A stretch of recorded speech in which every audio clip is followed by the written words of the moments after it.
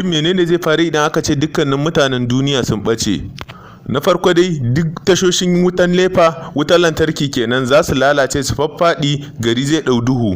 Na biyu kuma awaki ne za su fito kan titi su rinka yawo, babu wanda zai kore su.